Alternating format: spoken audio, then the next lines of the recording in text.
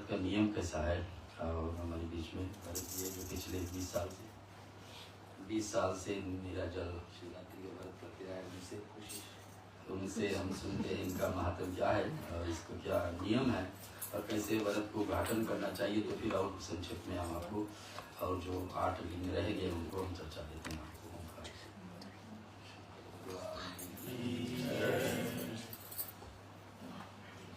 शिवरात्रि का व्रत का विधान जैसे शिव पुराण में लिखा गया है उसको हम समझाने की कोशिश करते हैं। समझान करके सुनिए। इसमें कहते हैं कि एक बार पार्वती जो ने भगवान शंकर से पूछा कि हे स्वामी, आप किस व्रत के द्वारा भोग और मोक्ष का प्रदान करते हो। भगवान शिव जी ने बताया कि मुझे प्रसन्न करने के लिए अनेक व्रत उपवास है, परंतु वेद वक्ता महर्षियों ने 10 उपवास श्रेष्ठ बताए। यानी कि विदिन दिया कई व्रत हम लोग कर सकते हैं शिव जी के लिए। और जैसे 40 में भी आता है त्रयोदशी व्रत करे हमेशा तंगे ताके रहे के जैसा ना। यानी कि हर महीना में 2 त्रयोदशी आता है, उसमें शिव जी के लिए हम लोग उपवास रख सकते हैं। लेकिन सबसे श्रेष्ठ और सबसे बेस्ट दिन वो है कल जो शिवरात्रि के दिन पड़ेगा। जैसे पिताजी ने कहा कि आप साल भर आप उपवास रखे शिव जी के लिए, वो फल यदि एक और रखा जाए और दूसरा और शिवरात्रि का व्रत यदि रखा जाए तो तुलना जो है बराबर हो जाता है। इस प्रकार से त्रयोदशी व्रत के रात निराहार रहना चाहिए। ये सभी व्रतों के शिवरात्रि का व्रत सबसे श्रेष्ठ है, उसका फल भी अधिक है।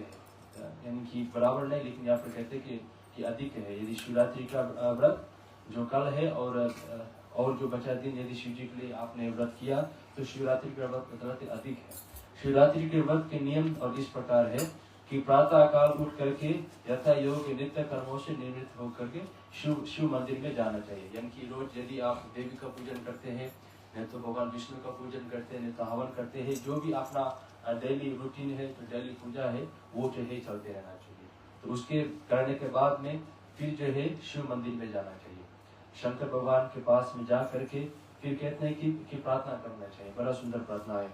कहते हैं कि हे नीलकंठ, मेरी इच्छा है कि आज शिवरात्रि का व्रत उपवास को धारण करूंगा, अतः आपकी कृपा से मेरी इच्छा पूर्ण हो। यानी कि शिव जी के पास में जा करके अपना मन के बात जो है शिव जी के आगे रखना चाहिए कि आज जो है मुझे शिवरात्रि के दिवस पर मुझे व्रत रखना है, अतः आपकी ही कृपा से मेरी इच्छा जो है पूर्ण हो।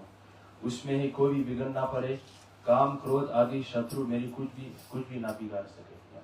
यानी कि इस संकल्प इनडायरेक्टली यहाँ पर दूसरा बात भी कह रहे हैं कि उपवास रखते हुए समय क्रोध नहीं करना चाहिए, क्रोध नहीं करना चाहिए, शत्रु से दूर रहना चाहिए जितना हो सके, और काम आदि से दूर रहना चाहिए। काम यानी कि डिजायर जो है, सारा अपना मन जो है पूरा दिन जो है कोशिश करके शिव जी के ऊपर रहना चाहिए।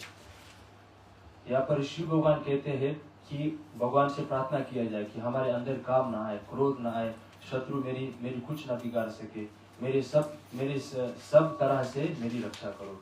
इतना कहा करके शिव जी के सामने संकल्प ले और प्रतिज्ञा करे। यानी कि इतना सुंदर भाव से जा करके शिव जी से संकल्प रखे। संकल्प मतलब है औथ ना, इस औथ लेकर के शिव जी से आशीर्वाद मांगिएगा। और शिव जी के आशीर्वाद मांगने के बाद में कहते हैं कि रात्रि में पूजन के सभी सामग्री लेकर के शिव मंदिर में जाए। यानी कि क्या क्या सामग्री जो है, क्या क्या हम लोग अर्पण कर सकते हैं, कहने जा रहे हैं कि शिवलिंग शास्त्र सिद्ध होना चाहिए, उनके प्राण प्रतिष्ठा शास्त्र के द्वारा हो चुकी हो, ऐसे ही शिवलिंग का पूजन करना चाहिए।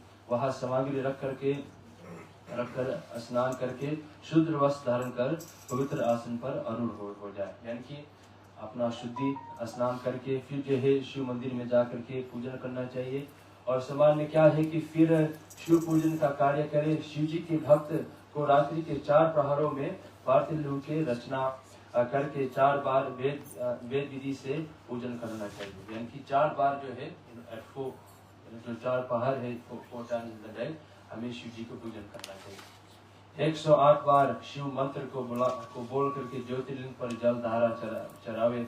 108 बार को अभी मंत्र है, जल धारा से ही लिंग पर चढ़ाई हुई वस्त्रों को उठावे। उसके पश्चात गुरु मंत्र से या शिव मंत्र से लिंग पर काले तिल अर्पित करे। यानी कि यहाँ पर 2 मंत्र कहते हैं शिव जी का मंत्र। जैसे महामृत्युंजय का मंत्र है ओम त्र्यंबकम यजामहे सुगंधिं पुष्टिवर्धनम उर्वारुकमिवा वंदनान् मृत्युर्मुक्षेर्मामृतात्। ये मंत्र नहीं तो 5 अक्षर ओम नमः शिवाय, ये दोनों में से एक, नहीं तो दोनों हो सके तो दोनों कहना 108 बार यहाँ पर कहते हैं। और फिर इसके बाद में जो अपना गुरु मंत्र है उसको गुरु मंत्र को कह करके फिर शिवलिंग ऊपर जल धारा देना चाहिए। यदि आपके पास गुरु मंत्र नहीं है तो फिर से शिव मंत्र से लिंग पर जो बतलाते कि काले तिल अर्पित करें, ब्लैक सेसमी सीड है उसको अर्पण करें। इसके पश्चात यहाँ पर 8 नाम है, इस 8 नाम को कहना चाहिए।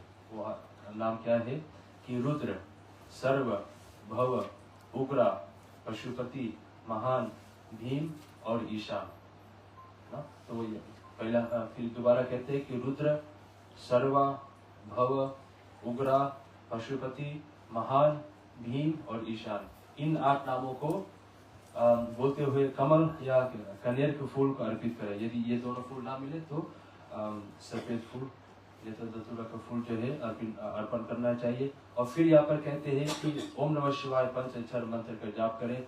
जब के पश्चात धेनु मुद्रा बना करके निर्मल जल से शिव जी का तर्पण करें। धर्म के अनुसार ब्राह्मणों को भोजन कराने का संकल्प करें ना।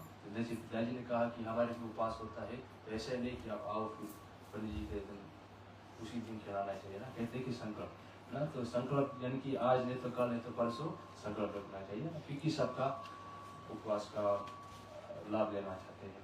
इसलिए यहाँ पर कहते हैं कि संकल्प, सिर्फ संकल्प लेने की ब्राह्मणों को भोजन कराना है। और अभी भी महाकुंभ में भी भोजन इत्यादि हो रहा है ना, तो महाकुंभ में आप लोग दान दक्षिणा दे सकते हैं। तो वहाँ पर जो है पूरा भंडारा चलते रहता है हर दिन। पूजन के फलों को शिव जी को अर्पित करें। इसके पश्चात विधि पूर्वक विसर्जन करें। प्रथम प्रहर में किए हुए शिव पूजन के अनुसार ही द्वितीय प्रहर में भी शिव जी का पूजन कराना चाहिए। इनकी जो पहला प्रहर के बाद में जो अपना सारा पुण्य जो है फिर से बतलाते हैं कि शिव जी के ऊपर आप अर्पण करो, यानी कि जो कुछ पुण्य मिला है शिव जी के ऊपर अर्पण करो। क्योंकि कहने का भाव यह है कि अपना सारा जो दुख तकलीफ है, सारा जो सुख है, वो सब शिव जी को आप अर्पण करते हैं। फिर जो है कहने का भाव यह है कि शिव जी जो भी देता है वो अच्छा ही करता है, जो भी करता है अच्छे के लिए करता है। इसलिए यहाँ पर कहते हैं कि जो कुछ पूजा का फल मिला है ना, इसमें लालच नहीं करना चाहिए कि शिव जी हमने पूजन किया है तो मुझे ये मिलना चाहिए। जो कुछ भी फल है फिर से शिव जी के लिए अर्पण करना चाहिए। और मन में यह भाव रखे कि जो शिव भगवान करते हैं वो अच्छे के लिए करते हैं। फलों को शिव जी को अर्पित करें। इसके पश्चात विधि पूर्वक विसर्जन करें। प्रथम पहर में किए हुए शिव पूजन के अनुसार ही द्वितीय पहर में भी शिव जी का पूजन करना चाहिए, यानी कि दूसरा पहर। इसमें 216 शिव 216 यानी कि 216 शिव मंत्र से जल धारा चढ़ाए। प्रत्येक मंत्र को 2 बार बोले। बेलपत्र आदि चढ़ाए। खीर का नैवेद्य यानी कि खीर खास करके बताया है। क्या सुंदर बात है, जिस खीर से भगवान राम ने जन्म प्रगट भी भय यहाँ पर बताए थे। शिव जी के शिवरात्रि के रोज में भी खीर चढ़ाना चाहिए। खीर का नैवेद्य चढ़ाए। तीसरे पहर में प्रथम पहर की तरह करे, यानी कि ये दूसरा पहर हो गया। तीसरे पहर में की तरह इसमें है केवल जौ की जगह गेहूं रखे और पुष्प में आग का पुष्प रखे। अनेक प्रकार के धूप दीप नैवेद्य अर्पित कर और कपूर से आरती करे। यथाशक्ति ब्राह्मणों को भोजन कराने का संकल्प है, यानी कि फिर से संकल्प लेना चाहिए। चौथे पहर में शिव जी का आगमन करके उड़द कंगन मूंग 7 धातु का यह शंख पुष्प एवं बेलपत्र आदि से विधि पूर्वक पूजन यह करे।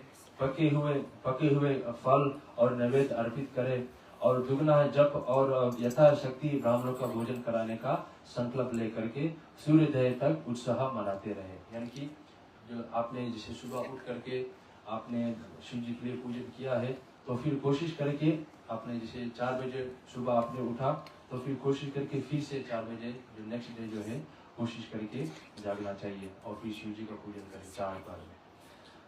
तो फिर संकल्प लेकर के सूर्योदय, जब सूर्योदय फिर से हो जाए अंतिम पहर, इसके बाद सूर्योदय होने पर स्नान आदि करके शिव पूजन करें। रात्रि के समय जितने ब्राह्मणों का भोजन कराने का संकल्प लिया था उन्हें भोजन कराए। इसके बाद भगवान शिव का प्रणाम हम कर हाथों में फूल लेकर के प्रार्थना करें कि हे दयानिधि मुझे अपने भक्ति का वरदान प्रदान करें। मैंने ज्ञान या अज्ञान वश जो भी आपका पूजन किया है उसे स्वीकार करें। क्या सुंदर बात है। शिव जी से तो भगवान से यदि कुछ मांगना है तो वो है भक्ति, क्योंकि हमारा मुख्य लक्ष्य है एज ए सनातनी हिंदू, वो है मुक्ति, है ना। मुक्ति मिल जाए तो ये हमारा मेन लक्ष्य है, और सब कुछ तो दूसरा आ जाता है। लेकिन पहला जो है यदि शिव जी से मांगना है वो है भक्ति, क्योंकि भक्ति से मुक्ति मिलता है। भक्ति का वरदान करें। शिव जी से इतना कठिन तपस्या करने के बाद से शिव जी से इतना मांगे कि मुझे भक्ति दे दीजिए। मैंने ज्ञान या अज्ञान वश जो भी आपका पूजन किया है उसे स्वीकार करो ना। ये भी बड़ा सुंदर भाव है कि आपने शिवरात्रि का व्रत किया, आपने मन में सोचा होगा कि जितना सुंदर फूल मिल जाएगा हम शिव जी के लिए अर्पण करेंगे, जितना हम बेलपत्र मिल जाएगा शिव जी का हम अर्पण करेंगे, जितना हम जाप कर सकते हैं ना, we try to do something good. लेकिन फिर भी यहाँ पर भगवान जो है हमको समझाने की कोशिश करते हैं कि फिर भी अब डिस्पाइट डूइंग द बेस्ट, फिर भी प्रार्थना करें कि भगवान हमें क्षमा करे कि जस्ट इन केस हमने कोई भूल चूक किया है ना। तो यहाँ पर जो है कहते हैं कि ज्ञान या अज्ञानवश यदि हमसे कोई भूल हुआ हो तो भगवान हमें क्षमा करे और हमारे पूजन को स्वीकार करे। इस भांति व्रत करने से शिव जी का सानिध्य प्राप्त होता है, यानी कि सानिध्य मतलब है उनका साथ, उनका लगाव जो है थोड़ा बढ़ जाता है और सानिध्य प्राप्त होता है। इस व्रत को पार्वती के अतिरिक्त विष्णु ने भी सुना था। विष्णु ने इस व्रत को लोकहित के लिए किया था। बोलिए शंकर भगवान की जय। तो ऐसे भक्तजन